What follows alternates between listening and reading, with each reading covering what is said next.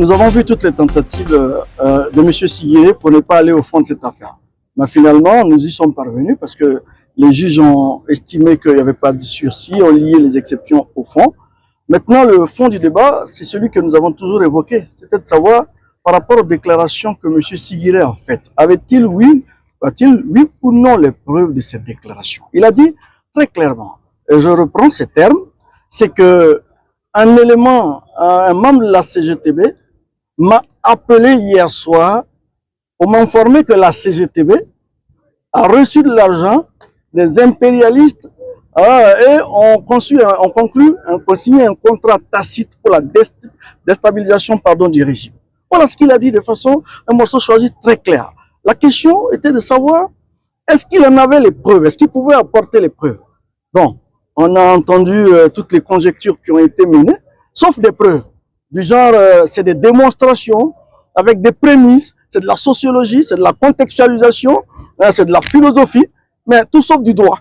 Quand vous dites que quelqu'un a volé de l'argent, c'est pas de la sociologie, c'est pas de la philosophie, ce n'est pas, je ne sais pas moi, de la contextualisation, c'est du droit. Il n'a pas pu apporter une once de preuve. Mais ce qui quand même nous a rassurés, nous, et qui nous soulage aujourd'hui, peu importe l'issue après de ce procès, c'est de dire que M. Siguiré a reconnu que Facebook n'est pas un espace de non-droit. Et les Burkinabés doivent le comprendre.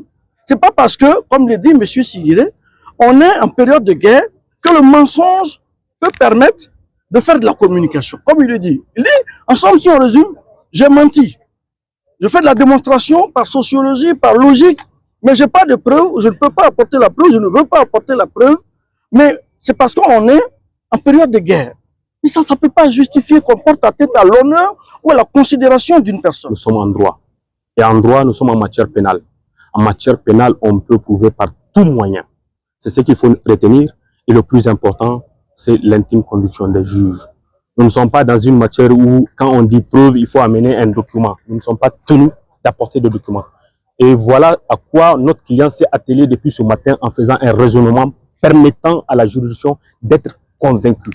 Les juges, le plus important pour eux, c'est de tirer les conséquences des débats qui ont eu lieu et par rapport auxquels les éléments de preuve ont été étayés. La pertinence des moyens de droit ou de preuves qui ont été étayés devant la juridiction, c'est à la juridiction d'apprécier.